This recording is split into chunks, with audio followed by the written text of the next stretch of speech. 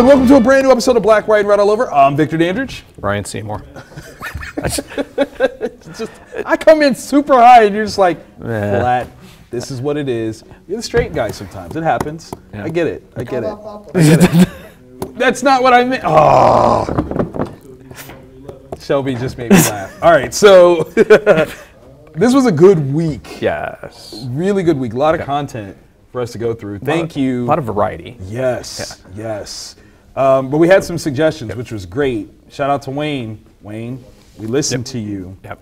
Thank you. For everybody else watching, comment with your review requests, tweet at us with your review requests.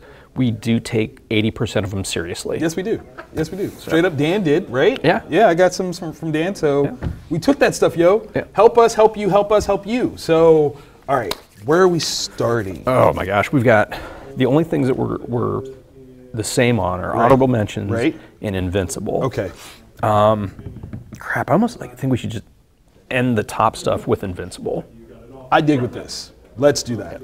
But I want to hear about Animosity because I didn't read Animosity. There was too much good this week. I had to make choices. It was difficult.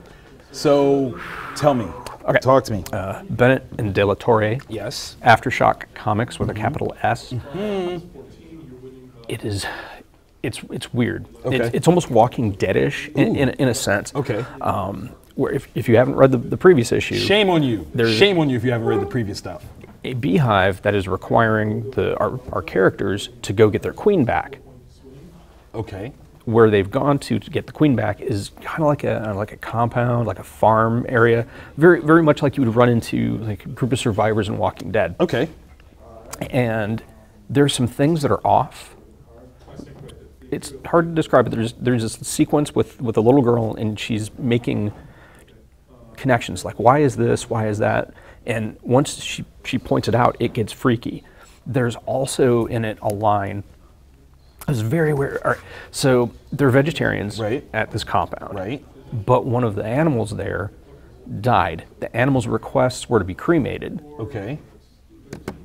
That wasn't exactly how his body was dealt with. So, yeah.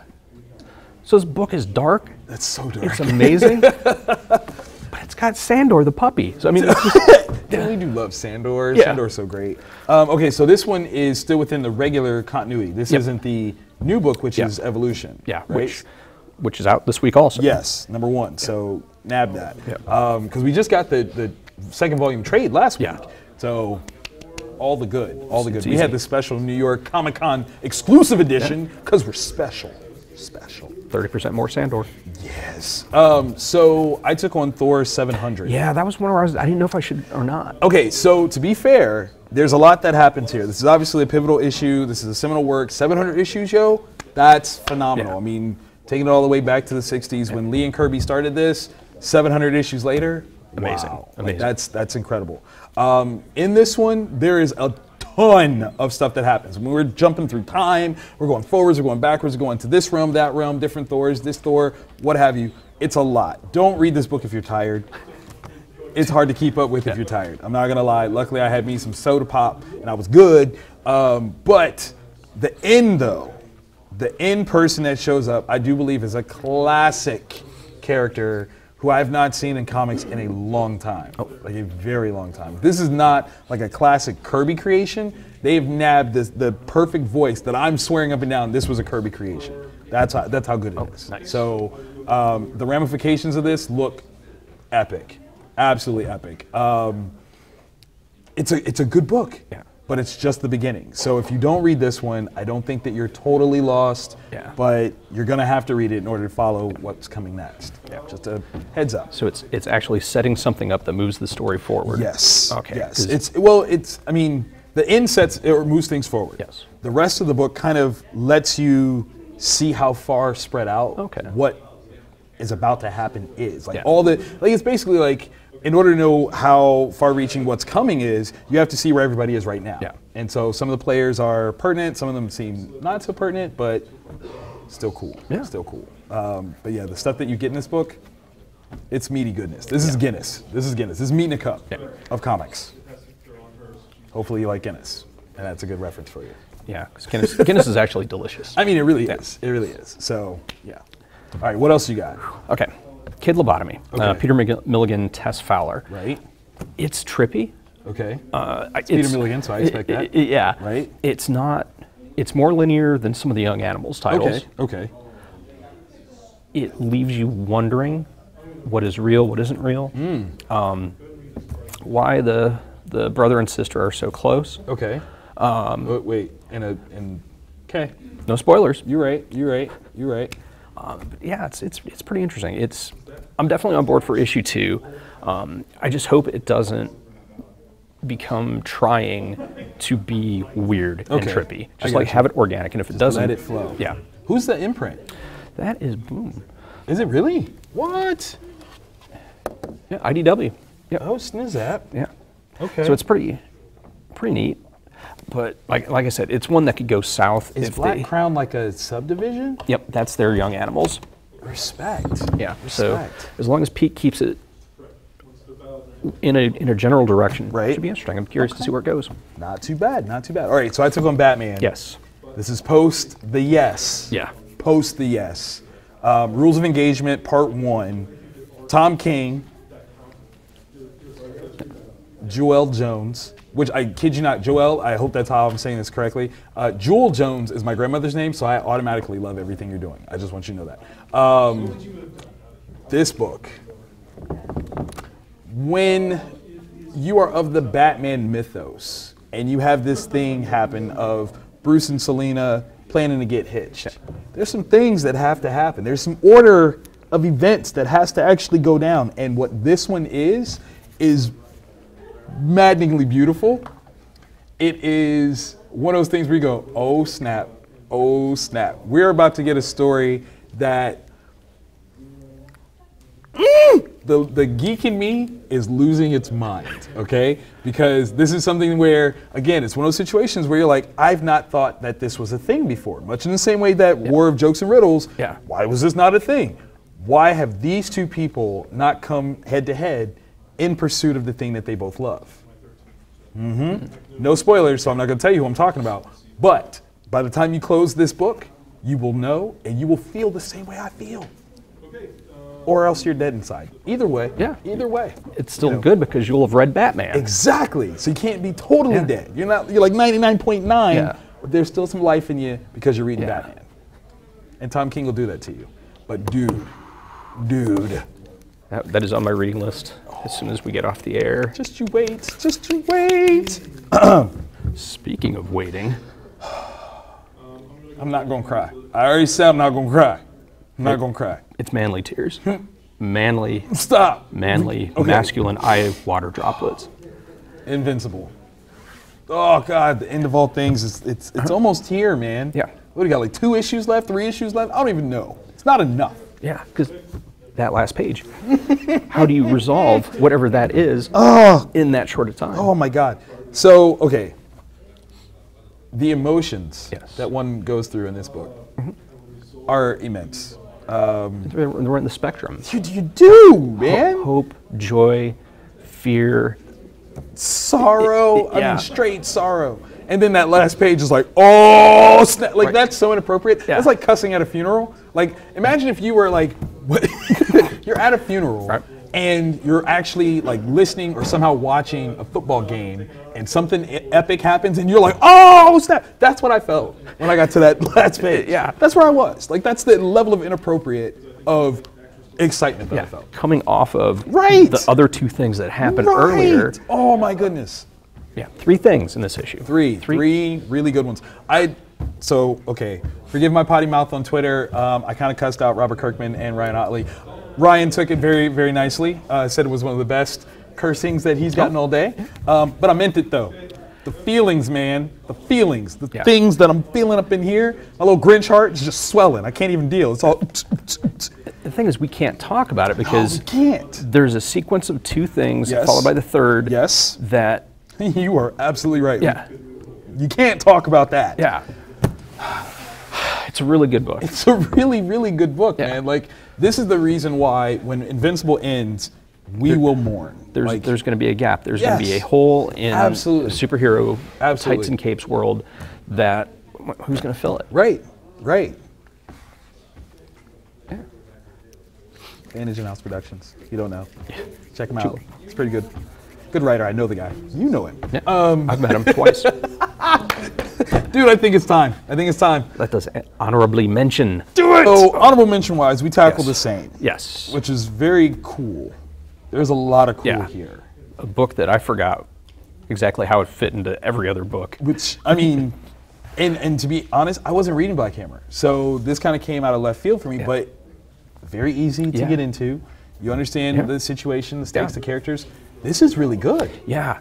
There's all the characters that they were hinting at. Right. All right, so what we're talking about is Dark Horse, Sherlock, Frankenstein. Yes. Jeff Lemire is writing, David Rune is doing the art. Beautifully so, by the way. It takes place, it's absolutely gorgeous. It takes place in the universe that the characters from Black Hammer are no longer in. It's the daughter of one of the characters, Black Hammer itself, and it's her trying to figure out what happened to him through this character, Sherlock Frankenstein. It's got kind of like an Arkham Asylum thing going on. Yeah, it does. Ooh, good call, good call. Now, okay, so in Black Hammer, do we see what it is that she's trying to figure out? Is that telling the other side, or is this more of a past story with Black Hammer? This is, correct me if I'm wrong, Mr. Lemire, is taking place at the same time that the characters in Black Hammer are in that other universe. And she is, it's like a few years after, and she's trying to piece this together. Right. So it's got this, like all the characters in it, anti-god, Cthulhu. That was clever. Yeah. That was mad clever. I thought that was crazy good. The characters within this, though, like, I feel, strangely enough, that they are very fully developed, even though we're just now seeing them. Eugene, like, I want to hug Eugene so bad. And Grimjack should be put under somewhere. Like, just don't even look at that dude no more. Under again. And then, and then put cement down, and then a mountain, and then destroy it all. Like, bad. So, but this is really good, though. Really, really good. These are all characters that we've read that's it. And okay, so from the Black Hammer stuff, like the only characters that we know are the ones that were mentioned that are gone. These guys are all fresh. Yeah, mostly fresh. There's a couple ones from like flashbacks. Okay. But yeah, this is... Oh, that's dope. Yeah. That's dope. I mean, to have a fully realized universe in one issue, that's good. That's good. It's accessible. Right. That's what makes that cool. Because, I mean, like you said, when I opened it up and it was like, well, it's actually on the cover. From the world of Black Hammer, I'm like, uh-oh, I haven't read that. Yeah. But totally accessible, very intriguing, and I would watch this. Right? I would watch this show in a heartbeat. The one conversation that happens in it, and you realize the bad guy isn't necessarily a bad guy, and what he was before. Like, that's not cool. That's not cool. Like, that makes the person who did it way worse. Yeah. And sets them up as a bad guy. And no spoilers. Yeah. It was good. Yeah. It was good. Read it. Read it. Shout out to Dark Horse. Jeff is killing it, man. Jeff is really up there. I was just having this conversation.